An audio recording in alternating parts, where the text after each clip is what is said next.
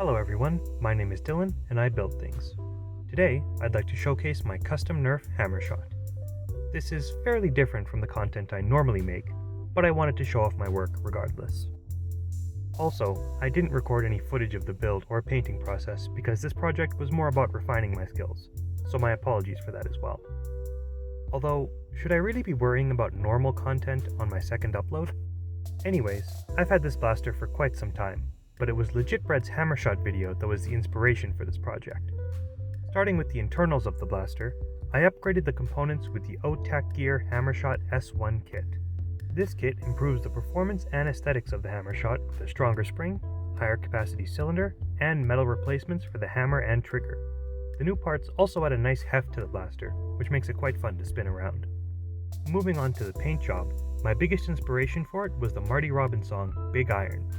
This blaster is a hammer action 6-shooter, so this choice is thematically appropriate, at least. I chose red as the primary color as a direct reference to Texas Red, the doomed outlaw. I chose black and gunmetal to match with the OTAC parts, and I chose brown to keep the original wooden handle aesthetic. I did keep a few parts in their original Nerf orange because I didn't really know what other color to use, and at the very least they match with each other. The metal hammer and trigger also add to the overall look of the blaster, despite not matching with any of the other colors. I did try to keep the color layout pattern of the original Hammershot, but it was a real struggle to properly mask the blaster for painting, and it shows. There are quite a few areas on this blaster where paint has bled onto other parts, or hasn't covered enough of the parts. You can also see my expert Dremel work on display, with some sections being especially hard to look at. These issues do detract from the overall look of the blaster, but I don't have the time, energy, or desire to fix them. Let's just call it weathering and battle damage and move on, shall we? Actually, if you think about it, the original blaster did have a kind of ramshackle, improvised look to it, right? Therefore, my shoddy craftsmanship can be interpreted as an authentic stylistic homage. Finally, the upgraded internals perform quite well, and this blaster is a joy to operate. For perceptive viewers, or Nerf enthusiasts, you may know that the Hammershot can be used with one hand. This is the blaster's major selling point, and one of the reasons many choose the Hammershot as their sidearm of choice. For some reason, I can use this blaster easier with my left hand compared to my right. Not really sure what that's all about, but whatever works. Overall, I'm happy with how my Hammershot turned out, but I am never painting another Nerf blaster ever again. Don't get me wrong, I love looking at and handling this blaster, but the whole customization process was far too time-consuming and tedious. Therefore, this will be the first and last time I ever paint a Nerf blaster.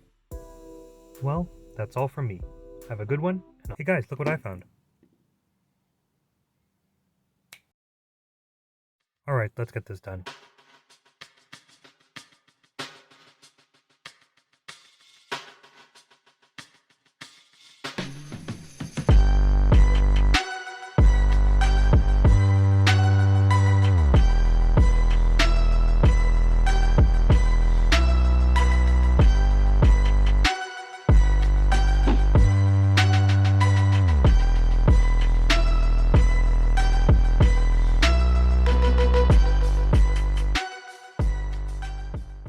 This blaster is my custom-painted Nerf Doublestrike.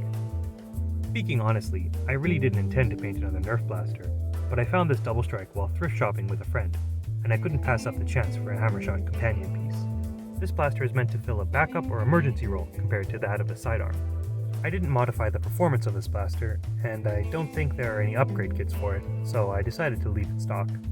It performs well enough for a small blaster, but if your finger slips while priming, you may experience some premature firing issues. I hear that happens to most men as they get older, so what can you do? Regardless, these blasters are pretty fun to dual wield, though you'll need to reload the Doublestrike pretty frequently. I was feeling creative, so I decided to use gunmetal as the primary color, with blue and black accents. It's not like the original color palette was all that vibrant, and Lord knows I wasn't going to mask any more than absolutely necessary. Similar to the Hammershot, my inspiration for this color scheme was the Marty Robbins song Mr. Shorty, which is about a blue-eyed manlet wielding a short-barreled pistol. Jokes aside, it's a pretty good song, so listen to it if you got some time. I would have liked to use more blue, but it does look decent as an accent, especially on the cloth wrap section. I quite like the black rings around each barrel too. One thing that bears mentioning is just how good the blaster silhouette looks when unloaded, which is then immediately ruined when the blaster is loaded. I do wish the darts sat further into the barrels, but you could always cut them down, or maybe use different color darts. Even now the look is kind of growing on me.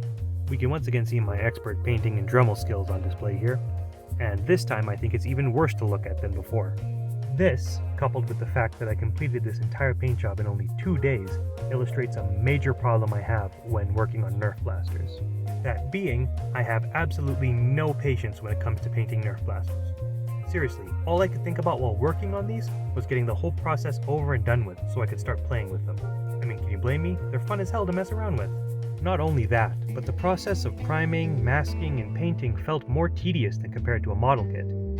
If I were to guess, I think it's a size and part separation issue. Overall, I am happy with how these turned out, but I'm probably not going to paint another Nerf blaster anytime soon. For real this time. Now that this project is done, I'm going to start building and customizing more model kits, and share that process with all of you. Hopefully, I can use what I've learned to start creating projects I'm proud of, and with as few flaws as possible. I promise to do my best, at the very least. Well, that's all from me. Thanks for watching, have a good one, and I'll see you later.